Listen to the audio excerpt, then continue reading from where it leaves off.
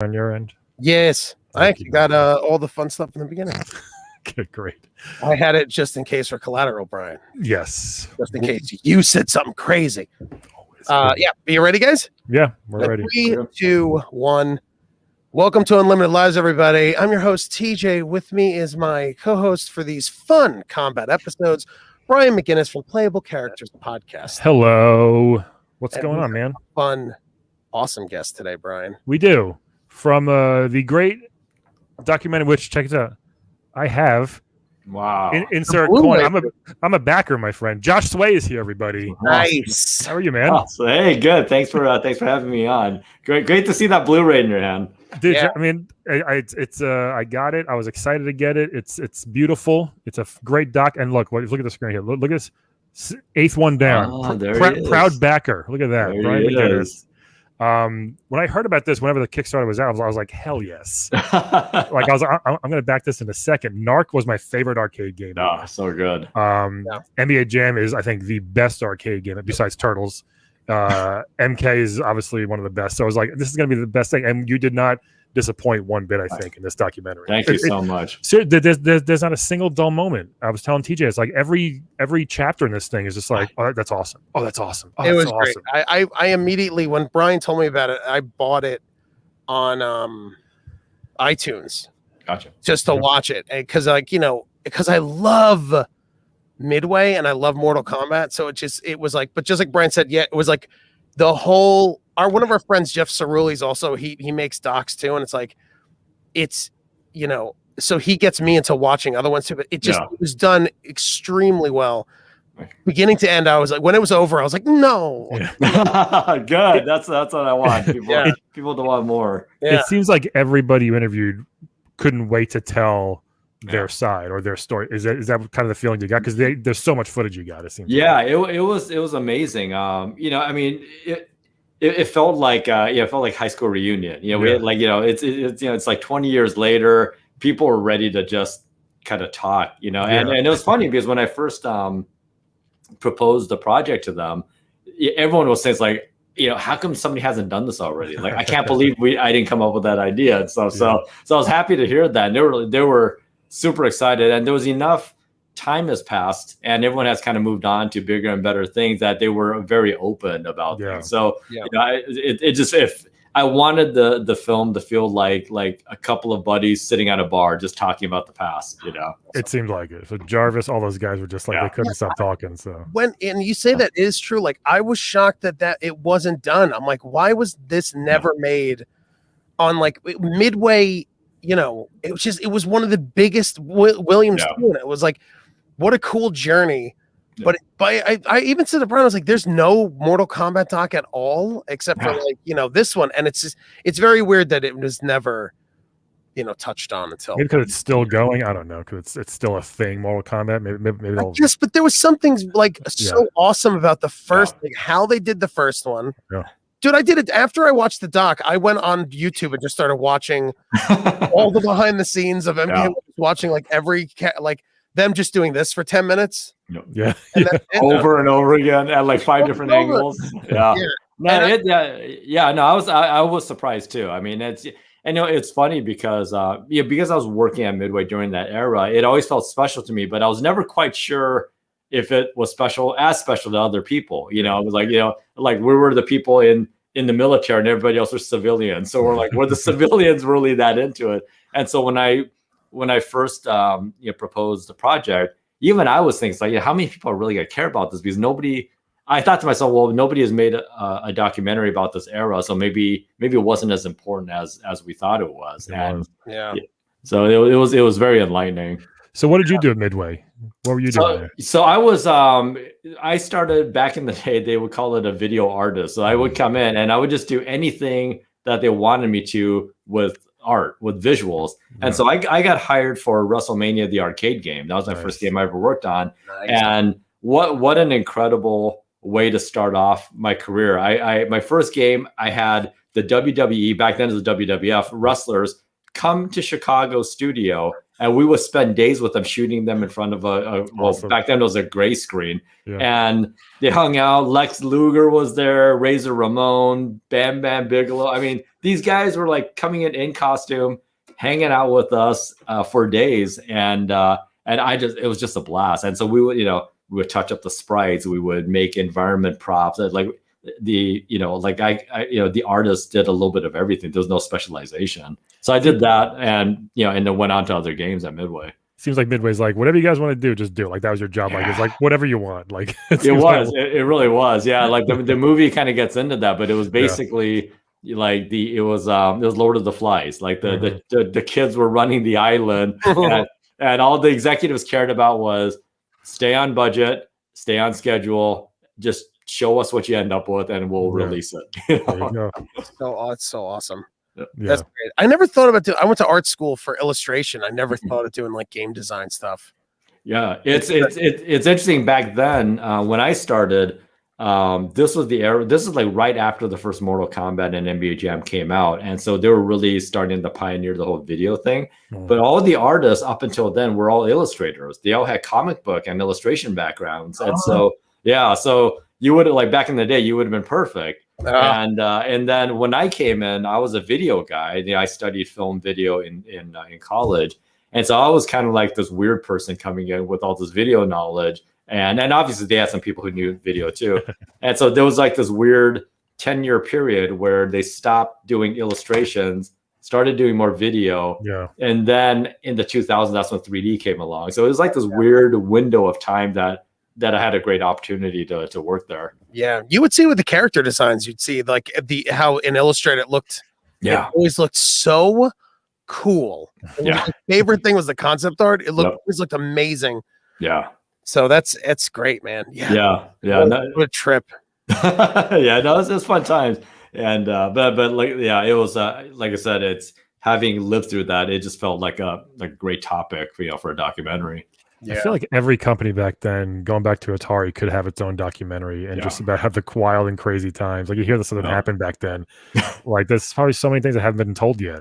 Yeah, no, it's I mean, it's just like the Midway story itself. I think what you saw on screen in the feature doc, it was probably a third of everything that was out there. So much, just running time. You couldn't have a 5-hour movie. I would have loved a 5-hour movie, but so would I. I'm do it. I did the super cut thing. I'll buy it. I want to see everything. Yeah, it's like Brian, you backed us back in 2015, so it took like 5 years to do. Can you imagine how long it would take me to do a 5-hour version of this film? Yeah. I did. I wanted more bonuses too. There's a bunch of good bonuses. I'm like more. It's so great. Yeah, there's some great stuff. I mean, you have such cool footage, such cool anecdotes from everybody. It was such a blast to watch. Thank you. Thanks. Everything about it. Yeah. So what are some of your? So you started working right after MK1. What are some of your? Let's go back a little bit. Your favorite MK1 fatalities, or even moves, or even character. Like, do you have any? Well, so my favorite character was Scorpion, but I think that's that's an easy one. Just the rope dart and teleportation things. I really liked Raiden a lot. Me too. But I'm back. Well, the first game only had like 8 characters, right? Like maybe not. I think it's 9 characters. 7. Yeah. So every character was your favorite because you only had so many, But it's interesting because my favorite Mortal Kombat game out of the entire series, and I'll completely admit, I pretty much stopped playing after Mortal Kombat 4. I would play the other ones here and there, but like I was like really hardcore playing up until 4. But my favorite is still Mortal Kombat 2. It was just such a massive step up from the first game, and having knowing the team that worked on the game, and especially John Tobias, who is the co-creator of Mortal Kombat. He's in the video game industry, I feel like that he's like he's people know of him, but people really should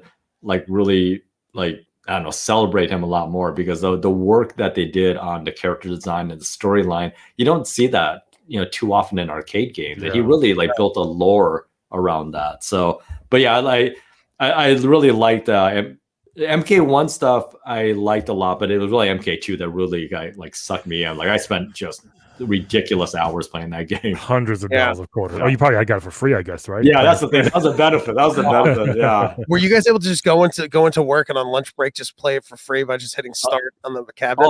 Yeah. I mean, all the games, all the games at Midway. I mean, yeah, it's like it's weird. It really messed me up to go to arcades because once you get into that realm, then it's like I never want to pay for games again. Yeah. And also knowing some of the dirty tricks that Midway used to do that suck more quarters in.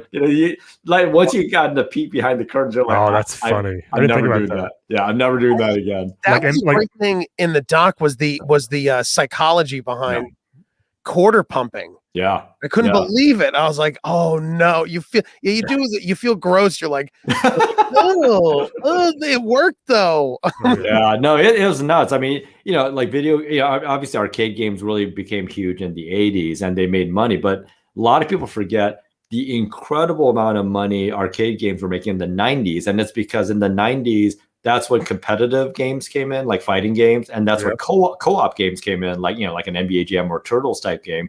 And so that's when they really perfected the idea of getting more quarters in per second, because now it's 2, 3, or 4 quarters. Exactly, or like 6 for X-Men or something. Yeah. I mean, think about that. Think about like an NBA Jam. It's like each person has to put in a quarter to play 1 quarter. So it's $1 for 3 minutes.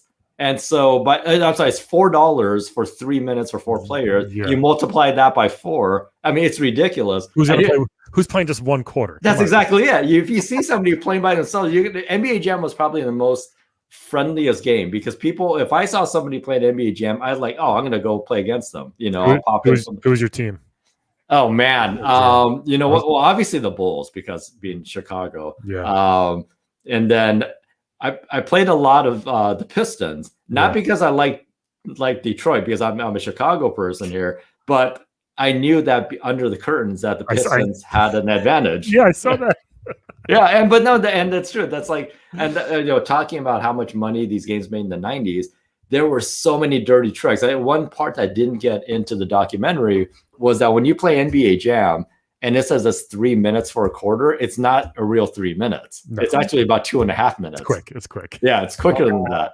And the thing is that, and so Mark Trammell, the design, he would always do these little tweaks here and there. And they actually found that when it was a real 3 minutes, people actually played less. It felt a little too long. So they benefited by that, by that feeling, by shortening it down. But now you can get more quarters per minute, at the arcade. Oh, that's awesome. I didn't know that, but now I'm gonna start setting a timer every time. Yeah, exactly. But always play with the Pistons because Pistons will always, if it's a close game at the end, Pistons will almost always win. Yeah, that's so fun. I was a Orlando Magic guy because of Penny. The second one. So yeah. That's the only sports game TJ plays is NBA Jam. I'm not a sports guy like at all. That was the only sports game I would relatively. It's so fun. I love the idea that you had to catch the ball on fire and it added such a weird fun element to it.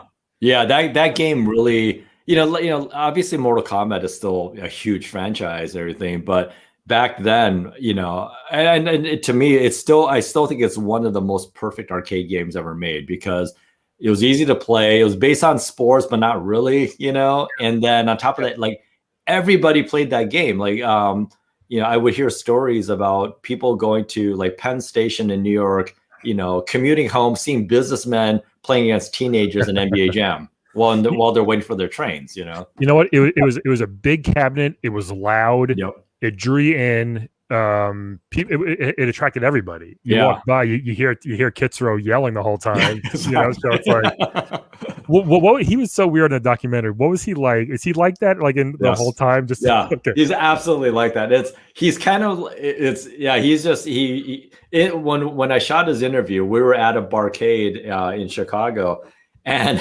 luckily it was before they got too busy, but he was literally like screaming, like when he's yelling boom shakalaka, I mean, you hear it echoing in the whole place.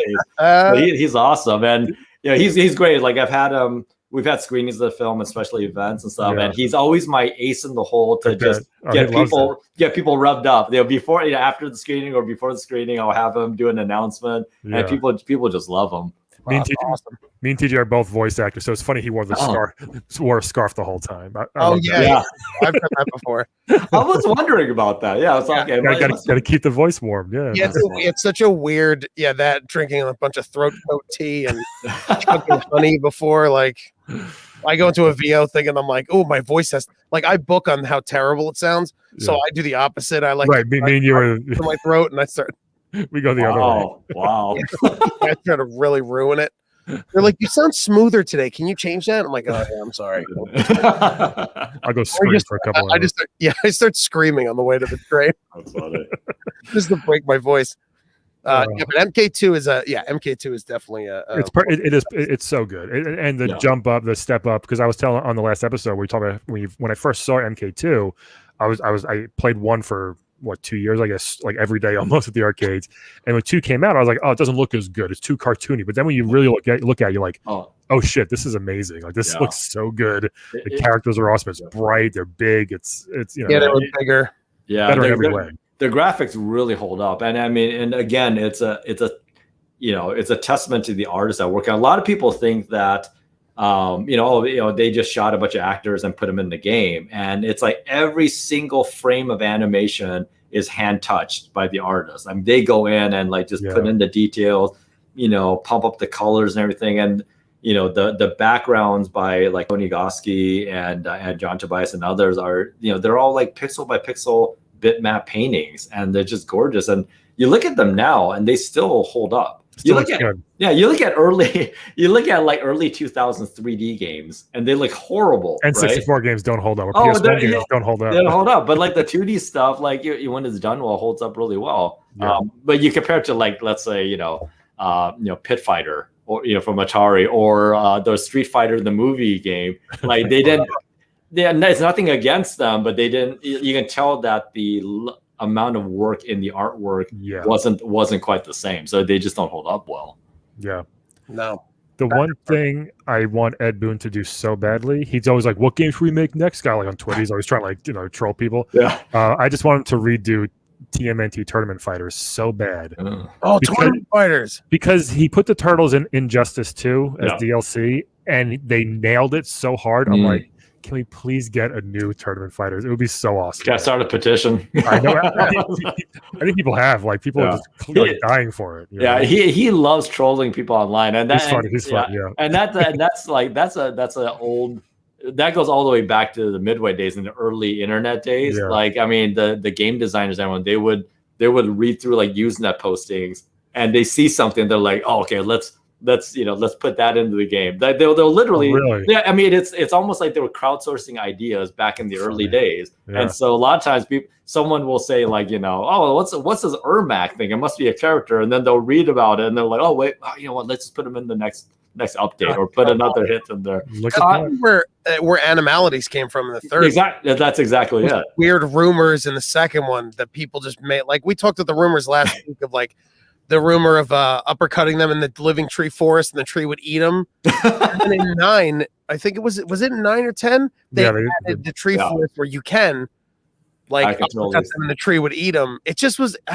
They do these beautiful little he trolls people like that, but then they do a lot of fan service stuff. For even 11 has a lot of they started adding brutalities with old MK2 fatalities. Yeah. So it's neat stuff. It's awesome. It's that's always been the tradition. It was just it's just back then it was constantly just let's see what the fans like. And it goes back to the arcade days where we used to test games, so we would take, games that weren't done yet, take them to the arcade, local arcades, and kind of sit back in the room and watch people play. I love that idea of that happened. Just put it there and just see what happens. I love that. And you would see immediately. It's not like now when you're designing games where you put out a beta and then people are very anonymous in their feedback. You don't really get that face to face, And so back then it was just they would see how people are behaving and then take the game back and go change it based off of what they see in real life.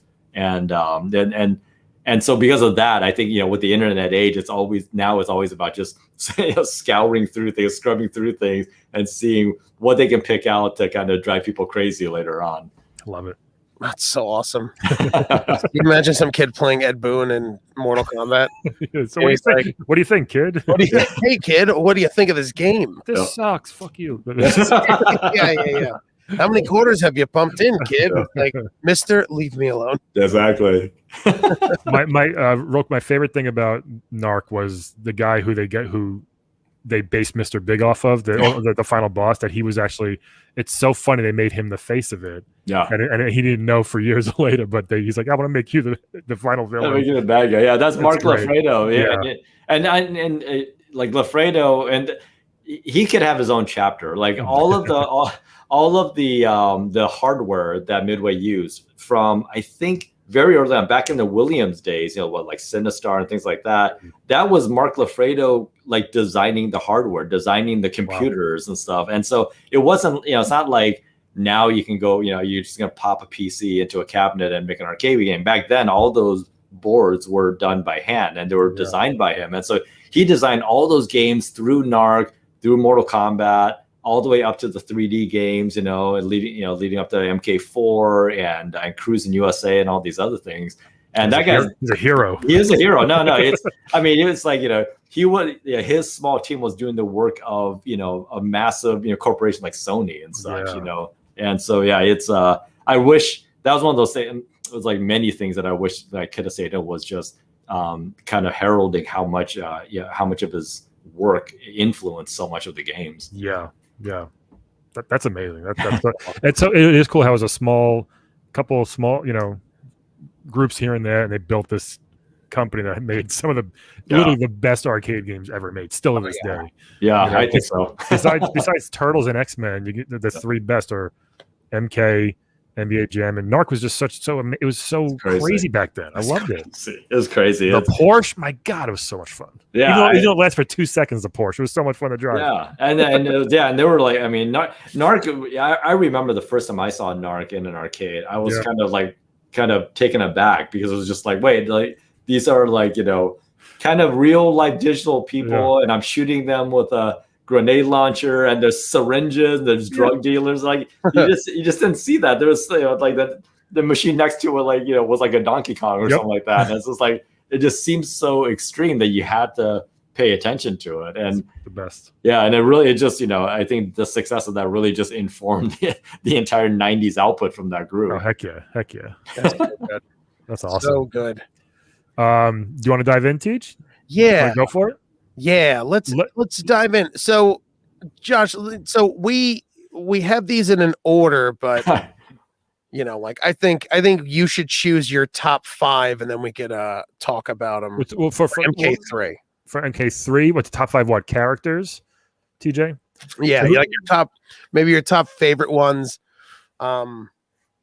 Do you have some favorites from MK3? Yeah, you have Katana, Reptile, Sonya, Jax, Nightwolf, Jade, Scorpion, Kano, Melina, Ermac, Sub-Zero, Sector, Sindel, Striker, Cyrax, Wow, Cabal. Hold on, Shiva, Sung, Liu Kang, Smoke. There you go. The Ninja. Oh my God! Wait, was Baraka in 3? No. He wasn't. He was in 2. It was in 2. Okay, I think it was in 2.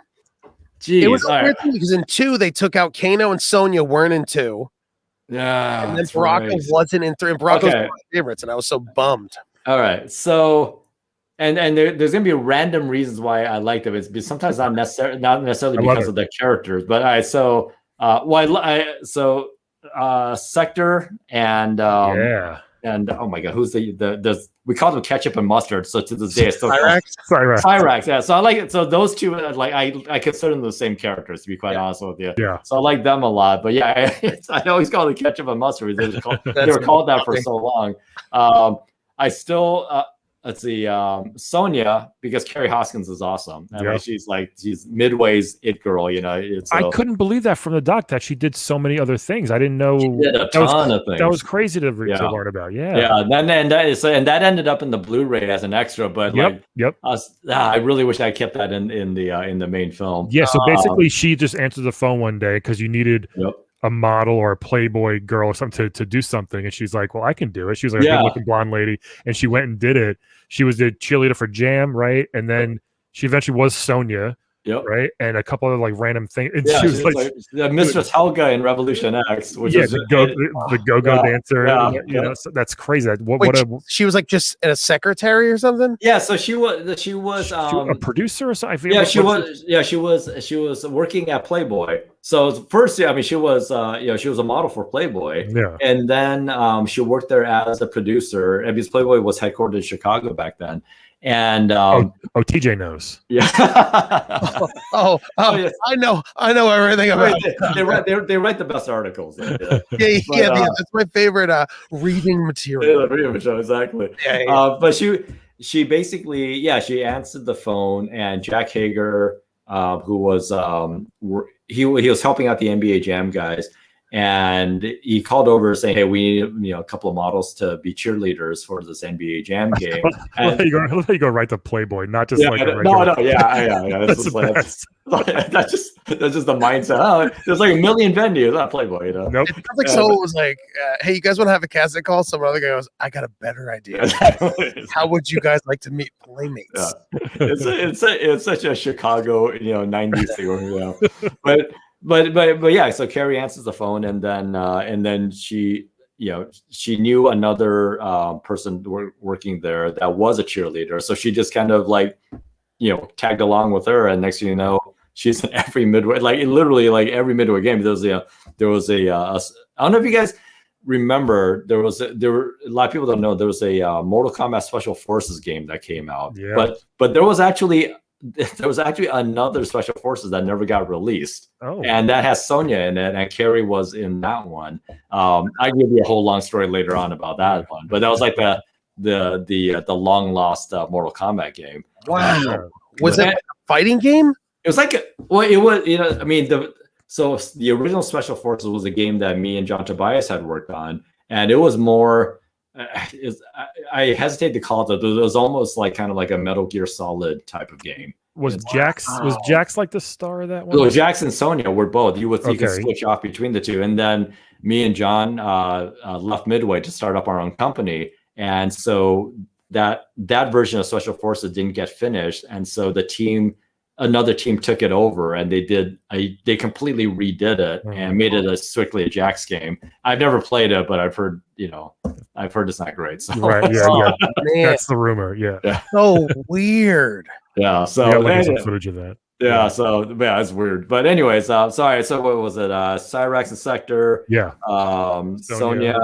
I mean, I got to go with Scorpion. It's just every game he's done, I'm gonna like.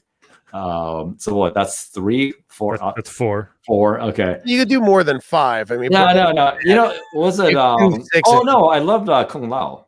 Nice. Kung Lao rules. He's my go-to for MK11. Yeah, no, it's like his. I forgot the name of the move, but like when you're when he's in the air and then he darts down diagonal. Oh yeah. Very effective. I just mastered that move back in the day. So like I was just ridiculously good at that. But yeah, no, those are my top 5. Let's dive into those fatalities. I'll show you on the screen, but we'll start with Sonya. All right. So she had 2 very similar fatalities. She had 2 kiss of deaths basically in this one. So she had in the first one, she had the kiss of death. Which I thought, by the way, just to touch of the doc again, was so awesome how that fatality was created. She's like, I don't know, I don't want to do something gross. Can I just blow a kiss? And everyone's like, sure. We'll just make them explode. That's all. You're not looking. I love that. So here's the first one. Blows a kiss and whack, on fire. Yeah. So you immediately burn. And then you collapse into bones. Yep. Also, you scream continuously. Yeah. And that animation, the fire animation, that's all hand drawn, hand animated. Really? Tony Goski is by far the best pixel artist I've ever seen in my life, and that's literally him hand drawing that. That's awesome. Look at that. It looks awesome. Great. It's one of the best. Yeah, those animations. That is funny, TJ. So they do scream the entire time, even though they're just bones. They're still screaming. Oh! Yeah, there's no lungs, but they're just like, it's like, sure, why not? Yeah. It's one of my favorite things, like the words. So that's Sonia. That's the girl that just Yep. It's Carrie Hoskins. She was in Playboy. Yeah. What issue specifically? What? Go check your back issues right now. Yeah. What was the articles in that issue? The one about basketball? Let's rank this one. Scale of 1 to 10. How much do you think this hurts? I put. I'll tell you what I did. Kiss of Death Burn. I gave it an 8.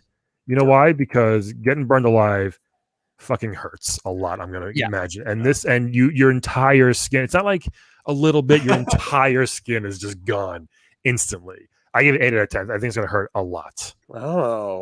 What do you think, Tej? I give it a 9 because I think, she psychs you out. You're like, oh, I'm getting a kiss blown. And then you burn alive, and you burn so fast that you continue screaming to break the sound barrier. Yeah.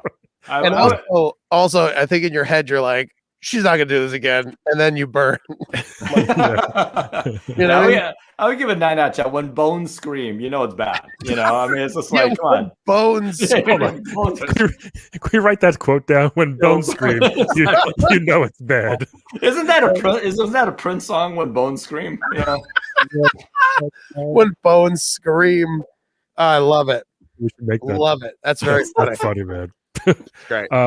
This one, very similar, another kiss of death from her.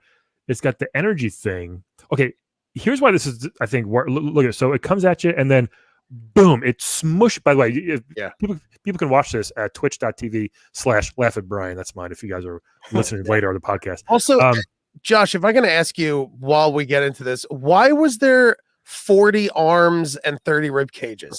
So that was the Midway style. So it's like it's kind of like when Union Jarvis suggested in Smash TV to like keep adding blood. Like multiply by like 1,000. Awesome. That was the thing. You know what it is that it's the idea, and this came from RoboCop. Okay, so RoboCop, it was one of those things where it's like when the Ed 209 was killing the guy in the boardroom. Yeah. And the original, if you ever see the director's cut of it, they just kept killing it just kept shooting the guy. It wouldn't stop. And it was comedic as hell because it was just so extreme. And so the idea is that if you basically explode somebody and everything's anatomically correct and it's the right number of bones, it borders on humorous but also grotesque. If you're putting out 20 rib cages, and 5 skulls, now this is like stupidly cartoonish.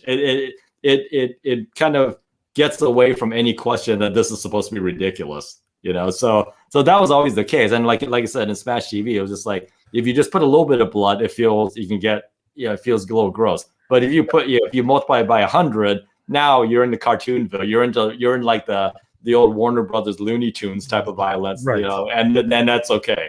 Yeah. Oh, okay. That's so funny. I always wondered that when I played the game. I'm like, why are there 4? I was like, 8 people? Exactly. That's so funny. So many femurs. It's funny. It's funny because in MK1, it was like it's pretty correct, I guess, as far as when you kill someone. But in 2, we mentioned everything's exploding. No matter what it is, you're just exploding. And this one is just like there's bones everywhere. It's great. 3 is a lot more like and there's so many characters, but it's like this one. 3 was so ridiculous. Yeah. So this one, there's one part. So the last one I gave an 8. This one I give a 9. Here's why. Oh, me too. Beam. Oh, you too. Sound effects. Nice. So I gave it a 9 because this one part right at the end where it kind of looks like it crushes you really quick, like boom, right there. Yeah. That I feel like is going to hurt so bad. Look at this, just like you don't know what's going on. You're like, I'm in this thing, I'm in this ball of energy, and then all of a sudden you just think it's pretty. You're like, crack. what if just purple crushes?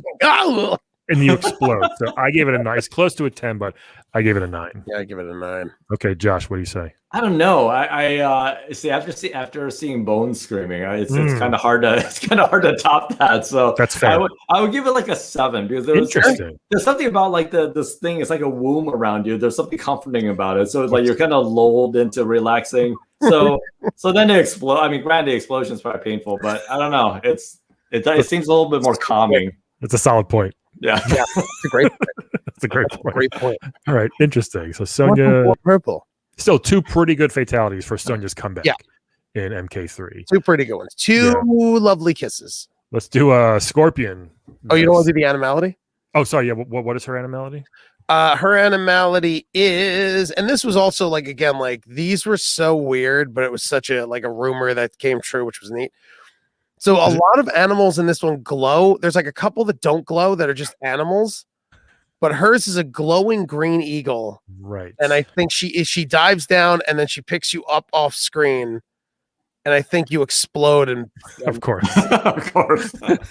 Pieces fall. That was a weird, the animalities were super weird. They were I feel like they didn't catch on as much as they should have, because it's a cool idea. Yeah, but maybe because they all kind of look with that glow. Like Josh, what was with that? Did you know why they had that glow? Because back in the day, this is a pre-modern internet. Like finding source materials was impossible. Okay. And so the thing is that it's like, and this is a fairly educated guess because I didn't work on these and stuff, but it was basically they would find like random images of like an eagle or something like that, and then they would cut it, and by tinting it green and giving it a glow, it gives it a consistency across the board, because the sources came from anywhere. It can be a magazine or a newspaper, or it could be color or black and white. So by doing that, you have a uniform look. But if you look at it, there's almost no animations to it. They're like they're pretty cheap, and this is one of the problems with chasing internet information and it's almost like an early version of memes. It's kind of like we're going to put something completely meaningless in here that has a reference to something else, and then it just didn't travel well over the years. I got you. Yeah. How they morph into it is interesting. Like it's the animal, but the animal attacks are all like, "Go!" Exactly. Like it was like it's just. I don't know. It was like they started to do it, and then halfway they're like, I don't want to do this anymore, and they're like, let's just get it done. I know. It was literally like it's like we have a photo of a polar bear. What can we do with this? It's like a Monty Python animation. And a lot of people forget that back then Photoshop wasn't Photoshop. Back there, like I'm not even sure if they have Photoshop during MK3 or not, but it's like the way you can manipulate images where you can only do so much. So. And I think it's probably at the end of production, so there's just not much time to do anything. Yeah. They're like, I guess throw these in. I don't know what. It's fine. That's funny. Scorpion, fan favorite, 3rd MK in a row where he has this thing. Oh, Screaming Bones again, which is like it's fine, but the 3rd game in a row where he does the same exact thing. You know what I mean? So it's like, come on, Scorp. We get it. I actually thought good. It's good, but was in the first or second one that it was more of a torch coming out of his mouth. Yeah. First one, or it was like a more of a spray torch. Yeah, that's right. Okay. Yeah, this one looked like a fireball. I mean, this of course looks like the Game Boy Advance version. Yeah, it might have been. Sorry, it's hard to find gifs of all this stuff. Yeah. So again, it's solid. I'm just saying, I wanted something more from Scorpion. That's all. But coming off MK2, where he had a burn, and then he had the one where he slices your throat, and cuts your torso off. With a spear this big. Yeah. Yeah, that his MK2 was pretty brutal. I thought it's great. So Burn Alive was like, I give it a 7. Me too. For Screaming Bones.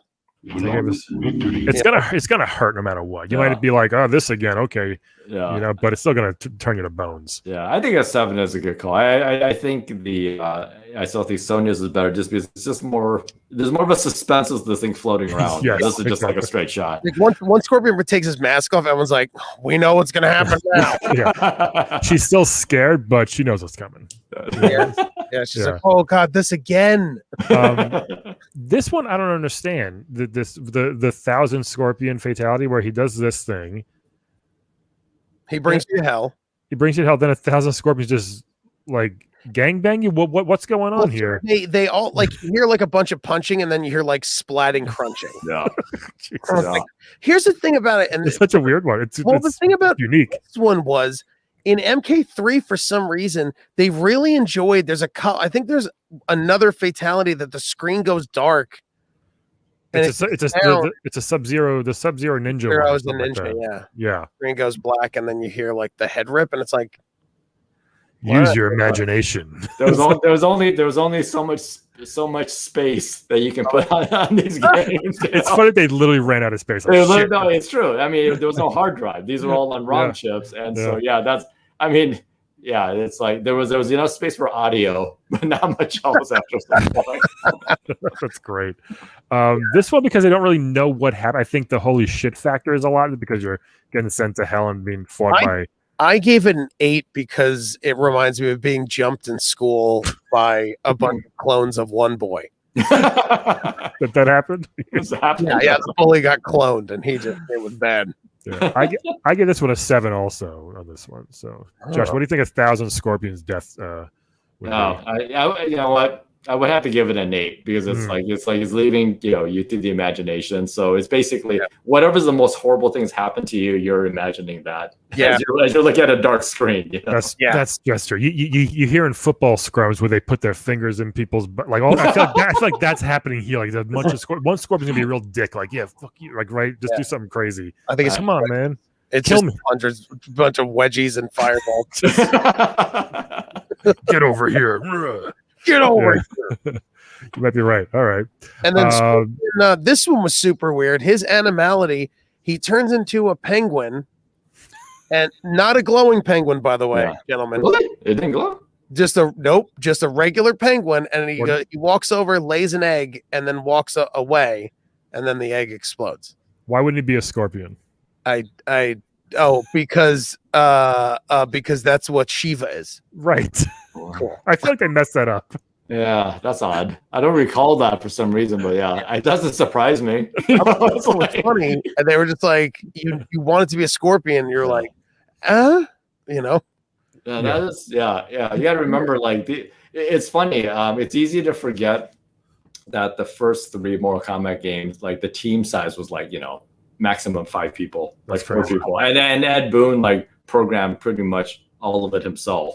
And so it's so I'm sure at a certain point during crunch in the middle of the night, they were trying to get these animalities in. They're like, penguin? Yeah, whatever. And scorpion, penguin, sure. Yeah, it's so funny, but it's also, again, like I was saying, there's 4, I think there's a couple that are animated as the actual animal, and there's the bunch there's just the glowing one. Oh yeah, no, it's and not just with the MK, just in general, we were so overworked, and we loved it. I'll tell you, there's a really bad practice in game development, which is crunch hours and things like that, and it is horrible. But just speaking for myself and probably some of the people that worked with back in the day, we loved working on these games, and it just felt like we're working, like we're in Disneyland and stuff. We all love video games. We all loved working on them and stuff. So we were there, all hours of the day, and at nighttime we're playing games. And at the end of the games, we go back to work again. We were there all the time.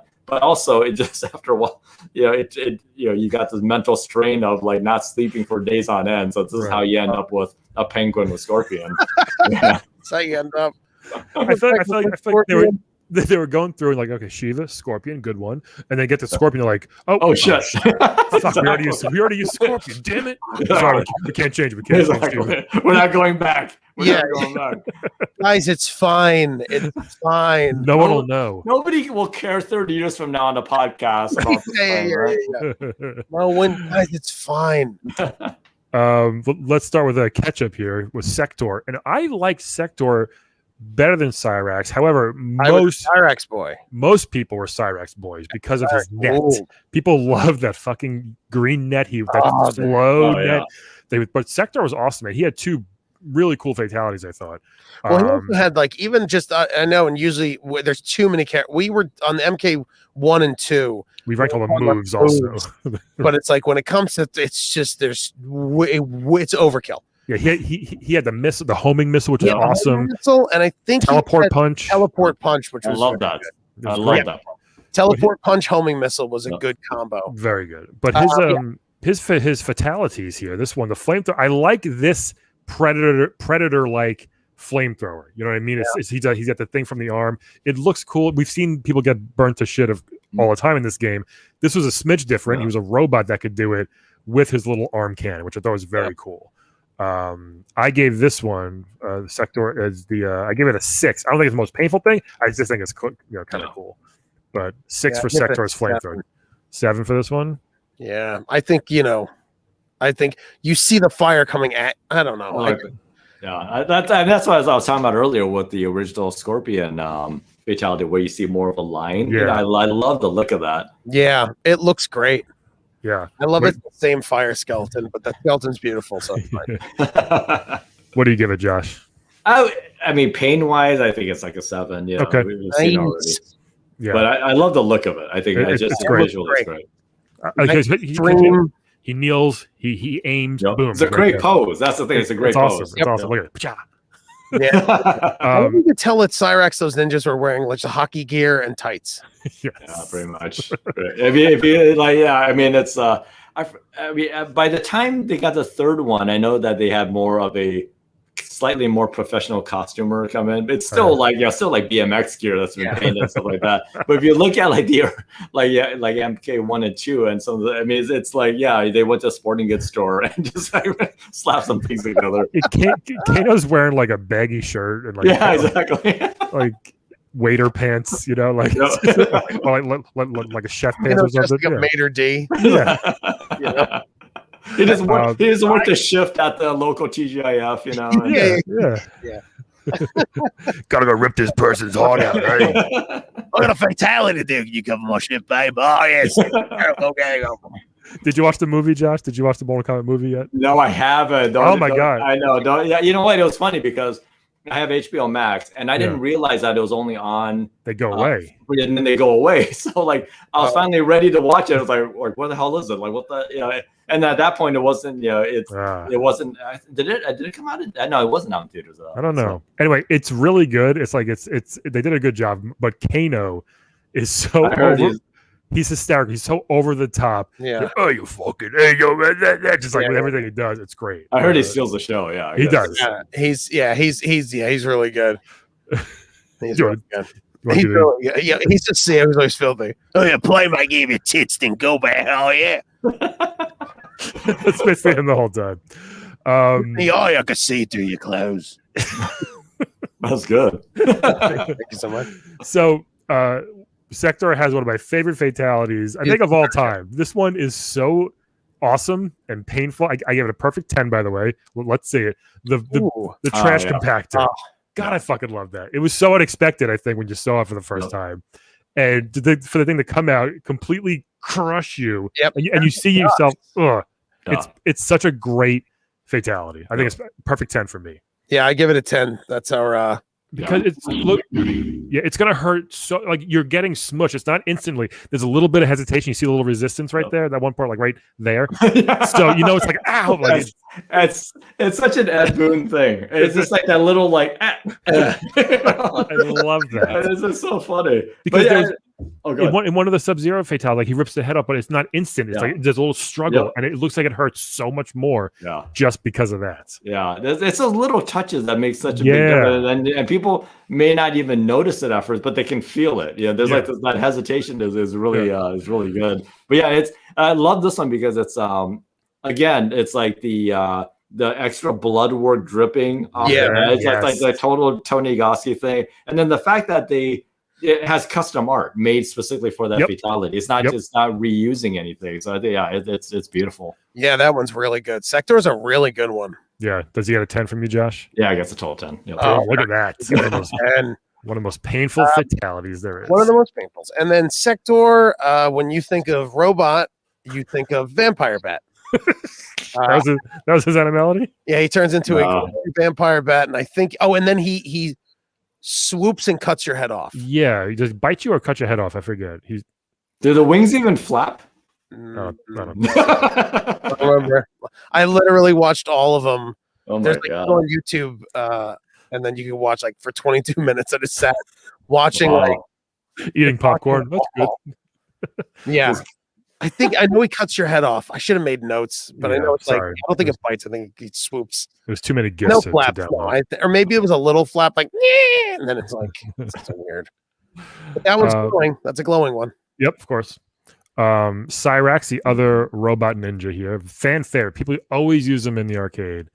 All you have to do is block his net, and you'd thwart their plans of spamming the net there. And that was so good. Yeah, but he's got some cool fatalities here. This one, he just explodes himself, like Predator, and you whiff it. So, yeah, he looks like he did it. Then he's like, "Oh no, man!" Like he got mad that he did it, and you just explode. Simple as that. Yeah.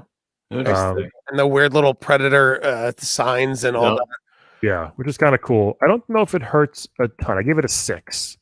This one.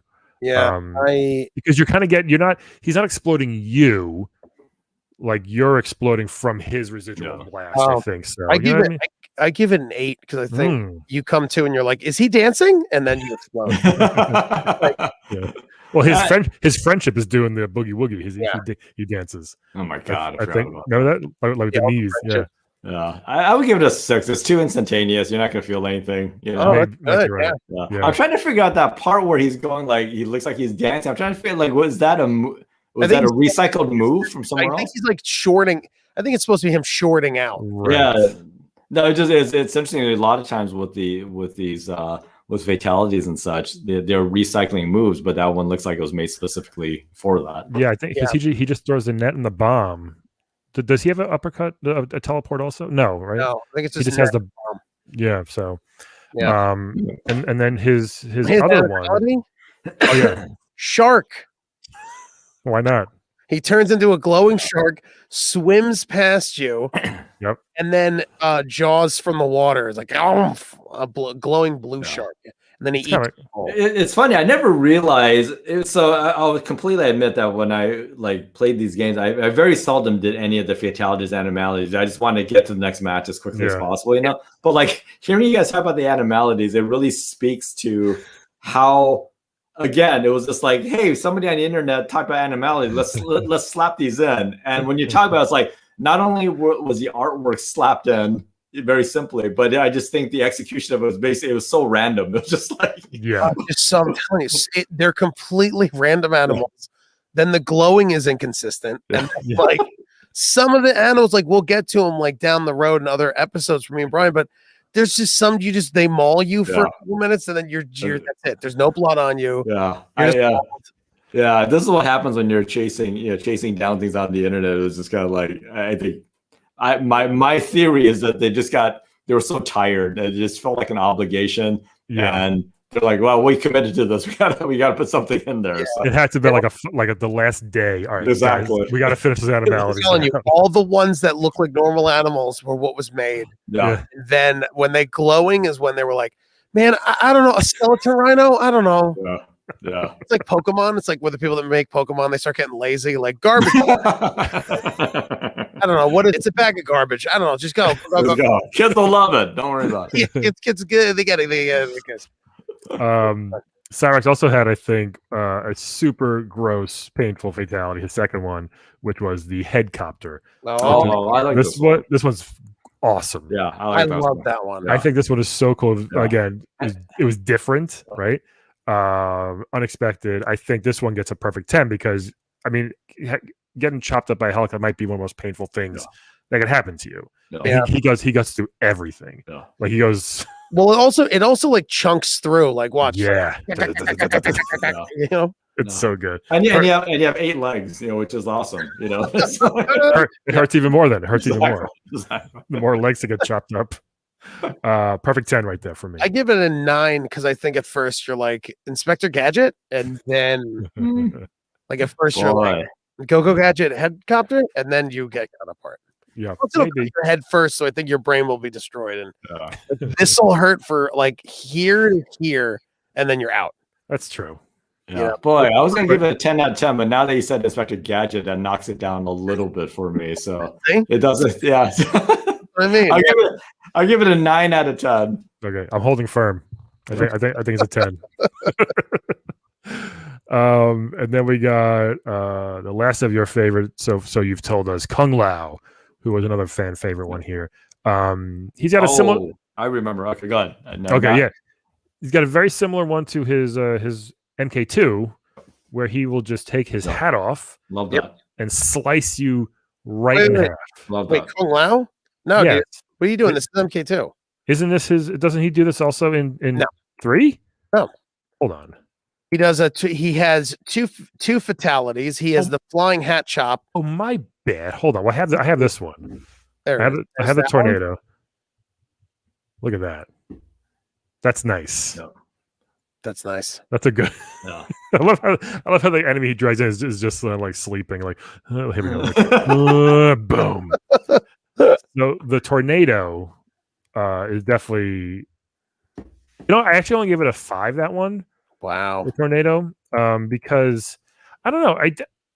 Man, now I'm looking at it though, I might have to make it a 7 because you are kind of getting blended to shit right there. Yeah. So I give it a 10 because wow. I give it a 10 because you think it's fun. You're like, wee, and then like you're getting pulled in. You're like, this is fun, and then you're just destroyed. So it's that, it's those two things. Yeah. Okay. I would give it like a 9 because you as a victim, you just can't control yourself. You're just like you're hovering to like a fly to light, and so yeah, I dig that. And just animation art wise, I love the look of it because I like his spin for one. I've always loved that move. Yep. But at the end, when he comes out spin, he does this awesome comic book pose. Like he stretches his arms out and then strikes a pose. Oh yeah, his victory pose. Yeah, exactly. I've always just thought that was a great piece of motion that the actor did. Oh yeah. Kung Lao had so many good poses in 2 and 3. Like I'm glad he made it in from 2 to 3. Yeah. That like really speaks to the combination of the actors being real martial artists and they knew how to act to the camera, and so they came up with these great poses. And also John Tobias's background is a comic book artist, and so it's all about poses for him, and that really differentiated the Mortal Kombat games from other fighting games because it was always about finding. Obviously there's great moves and stuff, but like at the end of each move, hold a great looking pose. Create a great silhouette, and that's a great example of that. Yeah, it's a lot of like analogous poses and stuff, which also comes from an artist's mind to like. Yeah.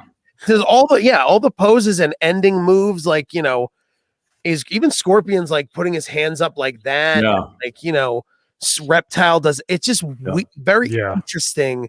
Instead of just like an arm up, like I win. Exactly. You see a lot of games in that era, trying, especially with like a lot of the MK type clones that came out that were using actors. They just didn't have that extra flair of having these awesome poses. Well, yeah. I mean, I found a second one. My bad. It's this one, right? Yeah, that's it. Yes. Look at that. The worst version of it. I love how they just stay in place. It's great. It's like the 2 legs. The sharpest thing ever. Even in the arcade. Yeah. So this is the move, but even in the arcade, the arms would kind of be stuck to the body. Yeah. His hands are just kind of floating in midair. Oh my god, that's great. I mean, this one's got to get an 8. I think 8 out of 10. Because getting chopped multiple times, I know the head right away you're dead, but with this one you're still screaming. So I think you're still in pain. Everything's just hurting you over and over again. Yeah, I give it a 7. I feel like once your head's off, you're not going to feel the rest. But the hands, bananas. Yeah. I don't know. It's like, I mean, I don't hear the screaming, obviously, but it's like, besides the screaming, I would get pain wise.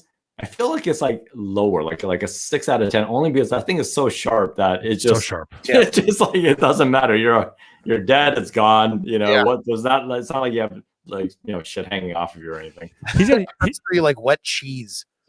He's got to be careful here because he almost cuts himself too. He's got to be really careful. That's true. Yeah, he should be careful. Kids, be careful. Don't throw your weight out. Be careful. That one was great. Versus his MK2 one, where he would throw the hat and you have to aim it up. Otherwise, it would just hit you and miss. Do you remember that, Josh? You had to aim the hat. Like you do the fatality move, which was like that was down, forward, back, forward, back, forward, low punch or something. Right. I think you'd hold low punch, back, forward, or whatever it was. And then when you threw it, if you didn't aim it, you would just hit him in the chest and the guy would just fall down. Oh gosh. But if you tapped up, like halfway between you and the character at home, I think it was like tapping up twice, and it would slowly go up and it would chop your head off. But if you did it too early, it would just go right over the guy's head and nothing would happen. It would just say fatality. But really, it was crazy. Like I did it the other day. I wanted to practice. I was like, oh my god! If you do it too early, it just goes right over their head and nothing happens. And if you do it too late, it just hits them and they fall. Yeah. Wow. It was like it's an interactive fatality. Yeah, it was like the first interactive fatality. Or again, like Josh is saying, maybe it was crunch time, and they're like, I mean, just I don't know. I don't know the meaning behind it, because you could just program the hat to just rise up. Yeah. I don't know. I just thought it was neat that you had to. Maybe they were like, well, put these kids to work. I kind of like that you had to aim it, but it was pretty hard. Because you know what? If you aimed it wrong in the arcade, people would shit on you, like, yeah, you suck. Even though you would beat somebody, if you missed the fatality, people would rag on you, like, this guy's. So that's why I never. Now that I think about it, that's the other reason why I never did fatalities, was that I probably fucked it up one day and it got just harassed. Like, oh, you didn't do it right. Yeah. So I was like, you know what? I'm never going to do this. I'm not even going to bother doing this. I was the opposite. I had to do it every time. And I knew them all by heart. I memorized every single one. So I'd switch it up. I'd wow the crowd. You know what I mean? So I was that person. But I when the computer doesn't do it to me, if they beat me, I get mad. I'm like, come on, just put auto fatalities on. Like, I want to see it. You know what I mean? Yeah. That's the game. I also love that I never knew what the fatalities were, and then in the doc, just to go full circle, in the doc, I love that it was like that Ed put them in. He didn't want anyone to find them. Yeah, and it's crazy to me, and to this day, how fast they were found out. It's nuts. To this day, I don't understand how. Like, do you know, Josh, at all? Did arcade owners get manuals with the fatalities in them? No. So that's the thing. That is one of the craziest things, is that there was no modern internet back then. Yeah. You know? So kids would like CompuServe. But so kids would like write things down on paper, and there are stories of not just Mortal Kombat, but also NBA Jam and all because there were Easter eggs in all these games that kids were selling sheets of paper with the codes. Yes. I remember this. Yeah, and a lot of times, and the arcade owners would get kind of pissed after a while, but then they realized, wait a second, all the secret stuff is making kids come back and spending more money, so they loved it. But it was like it then, nowadays, if you find something, it's out on the internet instantly worldwide. But back then, it was a slow burn, and I think a lot of the success of these games was because of that slow burn. Like, you weren't discovering things right away, so you were like, let's say you would discover 5 of the fatalities. Now you're gonna master that for a week, and then you find out, oh, there's another 5, and now you're gonna go back and play it again, and it just went over a long period of time. Whereas now it's like everything gets revealed, it's all there. And just you're gonna binge on it, and then you're done after a week. So it was a time in history where only during that time can something like that happen. It would never happen again. It's crazy that somebody figured out, like, I do forward, down, forward, low punch. See what happens. Crazy. Like, why would they even do that? Because that's not even that's not a Street Fighter move. Nope. It's not a Mortal Kombat. Like, how would they figure that out? And there was a spatial part. Yeah. So you had to be a jump away, very close, far screen. You would jump back as mid, and then sweep distance was I think tapping back once or something. But just to this day, I wish there was some way to find out, like, who's the first person? Yeah. Like, Ed made them so no one could figure it out. They weren't that complicated, but they were enough that it was weird. How the ether just figured it out. It just like I said, it was like the slow. And then back then magazines were really important. Game Pro, stuff like that. Yeah. So they would be scouring information and compiling things and such and getting them out there. But even then, you had to go buy a magazine. So it wasn't like everybody went out and bought a magazine. But it to this day, it still is amazing to to figure out how did millions and millions of kids get this information back then when it's crazy. It wasn't like they can just email or text somebody that info. But it was like, I'm sorry, go ahead. No, go on, Josh.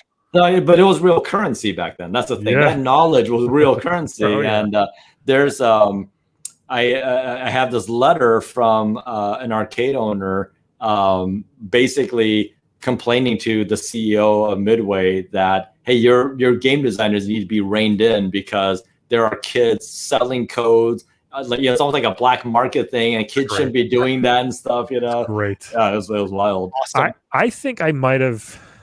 I don't know if I bought one, but I remember seeing these lists, and I got one because I needed to know. I needed to know the fatalities for MK1. I needed to. From what? From a magazine or from a person? No, from a person. From like from another kid at the arcade. I needed to know because I was that kid eventually that knew all the codes, knew all the fatalities. I feel like the Scorpion one might have been an accident. Up, right? It's just hold block and push up, and you do the flame. But even if you did it by accident, you're probably like, how the fuck did I just do that? Yeah, because you don't really push up. Maybe who knows? So.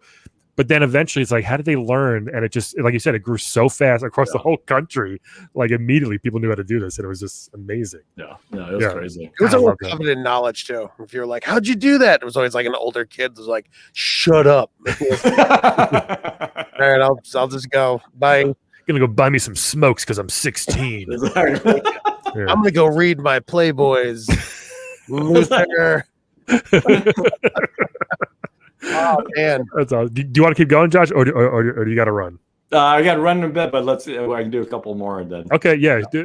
Any more favorites? We got Kano, Jax, Katana, Reptile, Ermac, Sindel, Striker. Striker, what? I never liked Striker, but I was nobody liked Striker. He was a cop. Let's do Striker as a cop. Striker was like someone's dad was a character in the game. You're like, I always wonder whatever happened to the actor who played Striker. Now that I think about it, that's your next documentary. Oh my god, Striker, where is he? Can you imagine if he became like a real cop? Striker nowadays would be like if someone was doing a Kickstarter for this game and you'd pay $5,000 to be in the game. Striker would be that character, like kind of out of shape sort of guy with like a dumb outfit. He was like a cop referee. He was like a blue. He had worked at a sports store and he was like, "Hi, can I help you?" He had a few cool moves, but he was just kind of like a clown. Like nobody really liked to use him. So this fatality is, I think, kind of awesome. Where he straps a bomb. Cool. He straps a bomb to you, jumps away. I love this part. Where he does the I love that. That's pretty cool. Where he covers his ears. Yeah. It's great. That's what they teach you at Bomb Squad. Is like if the bomb's gonna go off, cover those ears. Do a backflip away from your person. So it's a pretty funny one. It's kind of like he's sort of a silly. And he fires a gun in victory. Right? That's like they add insult to injury. It's so great.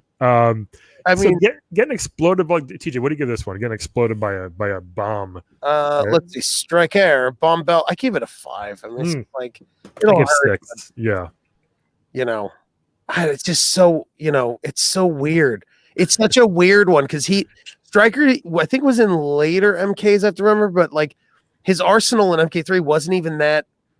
I don't even know if he shot his gun. I'd have to look it up. He had like the baton toss. I think he did shoot a gun. He did shoot a gun. Yeah, I think one of those guys was shooting. Yeah. I don't know. It's just like I give it a 5. It's like I mean, it's not that it hurts, but it can happen in real life. No. That's true. Yes.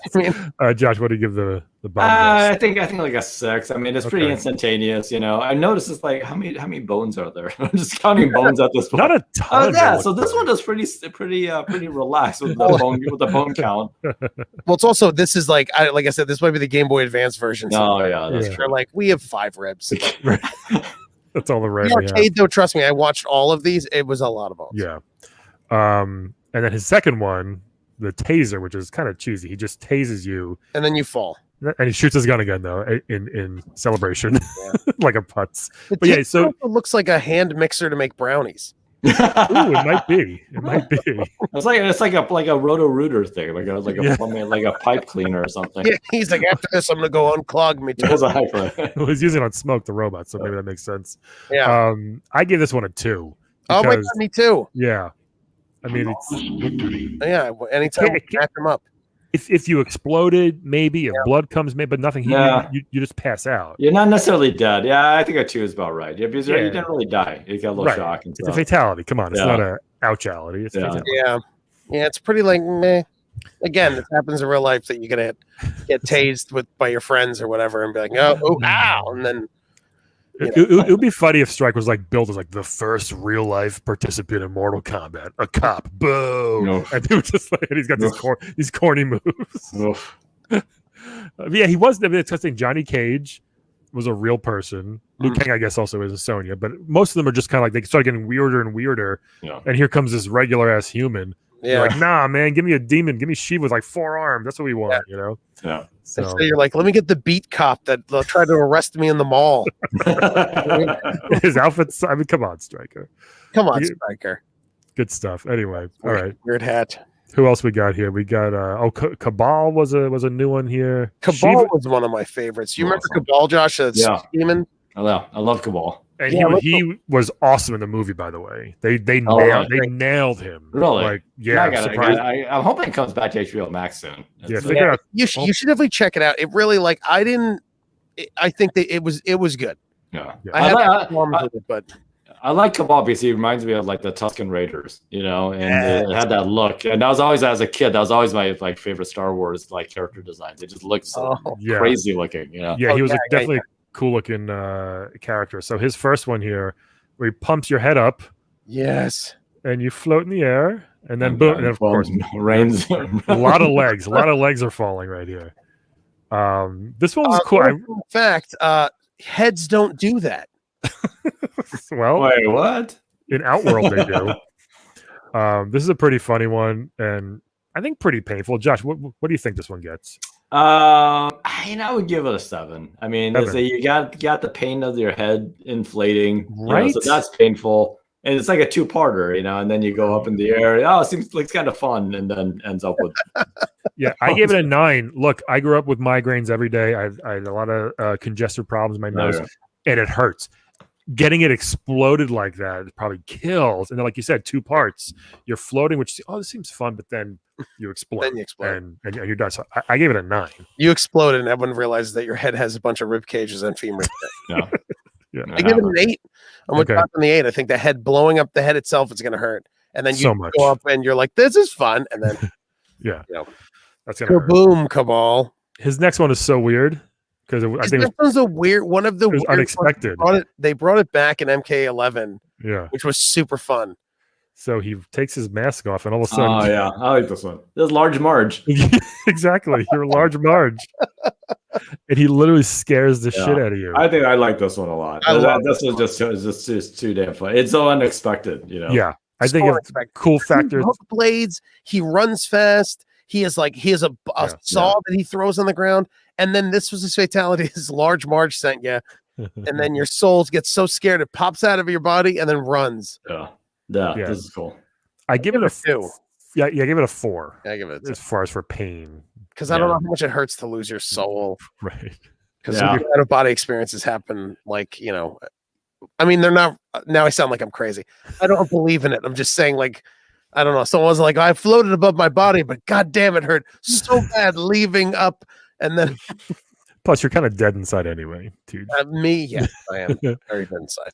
What do you think, Josh? I think a 5. You know, okay. It's not. I mean, I think the execution of it is awesome, but it's not very painful. Right. Yeah. There we go. That was great. Well, that was fun, man. Want to do one more? Which one? One more, Josh, or you want to do one more? Let's do one. Let's do one fun one. A good one. Now we got to pick a good one. Yeah.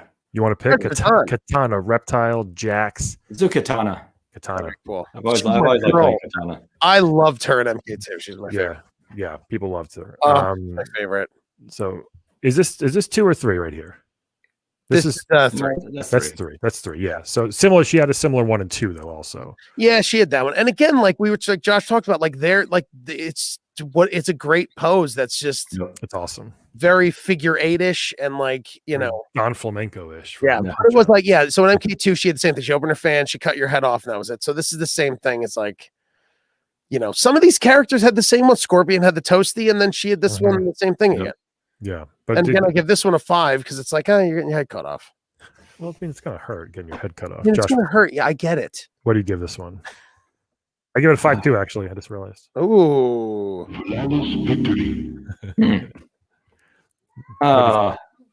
I don't know. I would give like a 6. I mean, it's such a clean cut. It's an instant death, you know. So that pain wise, I think it's fairly mild. Yeah. Notice how her outfit turns from looks like green to blue here for some reason. It looks like. Oh yeah. Well, that could also be the gift, but yeah, this it could be one. That's weird. Her next one, she kisses you, which is nice. Same thing. Oh yeah, I remember this.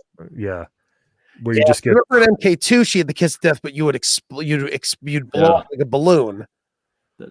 I remember the audio. I think this one is pretty high on the pain threshold. It was crack, crack, crack, crack. Yeah. This is pretty gnarly. Yeah, I gave this one a 8. Oh, me too. Nice. An 8. Yeah. I feel like you see your bones and all your skin and your bones are stretching. Yeah. Out. Yeah. No, I would say it's an 8 too. Yeah. It's pretty painful. I don't know how it happens or what, but it's what kind of lipstick is she wearing that makes you explode or stretch out? Some cheap CVS brand, you know. It's just like it's not been FDA approved. Yeah. Someone's like, "Did you read the label?" She's like, I like the color, and like, there's a warning on the back. Yeah, you're killing. She tries to eat a hot dog and it just stretches out. Like, oh boy, man. Super fun. That was awesome. Josh, I really appreciate you sticking around and doing it. No, that's super fun, guys. No, it was. So people, seriously, insert coin documentary about conquering the world one quarter at a time, a quarter at a time. Great. It's about the rise and the fall, but mostly the rise of Midway and how some of the most popular, awesome arcade games ever.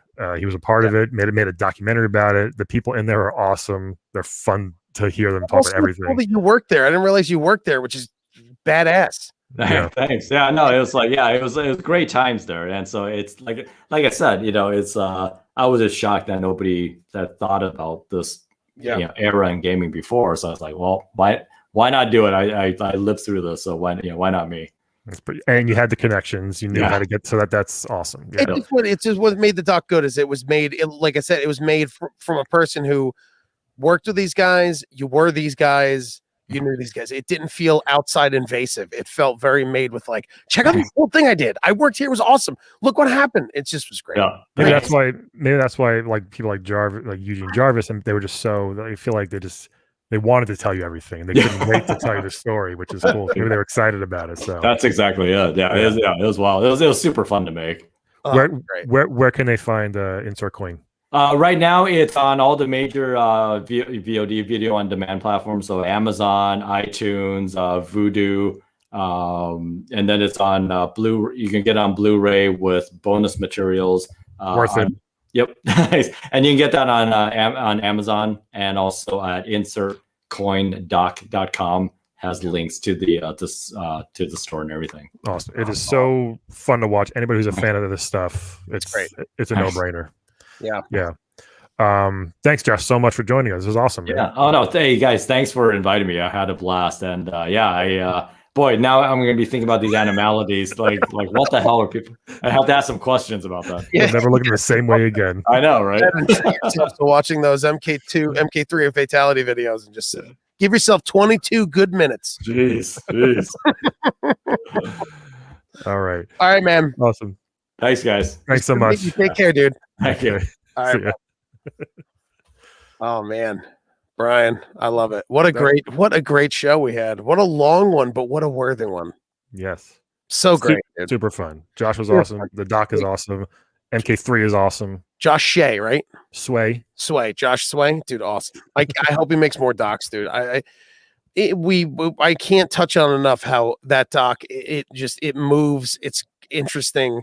Yeah. And again, when it was over, I was bummed. I was like, me too. Oh, I wanted more. So I really hope he makes more docs and makes more stuff. But great dude. We should have asked what his next thing was. Yeah, we should have. I'm sure he's doing something. Brian, what a great job. Yep. Can we still add him to the stream? He's still there. It looks like kind of. That's cool. All right, man. Why don't you kill the stream? And thanks for everyone watching. Brian, where can they find you? If I wanted to make a documentary about a Twitter handle and a podcast, what would it be? At Laugh at Brian, and my podcast, Playable Characters Podcast, where I interview video game characters every week at Playable Podcast. So fun. You can follow me at TJ Del Reno all across social media, and you can follow the show at Unlimited SXM on Twitter and Unlimited Lives on Facebook. Join the group, like the page. You can see our Twitch channel and our YouTube channel. So fun. So fun. So fun, Brian. So fun. I cannot wait to curl up in bed and read my 4th issue of Playboy magazine. There was an article about the Viper, the new car coming out, because the issue from 1974. All right, Brian. Okay, should we stop this? Stream still on? It is. Okay. Should I end it? Yeah. Okay, let's end the audio. People were watching, but people weren't commenting. But whatever.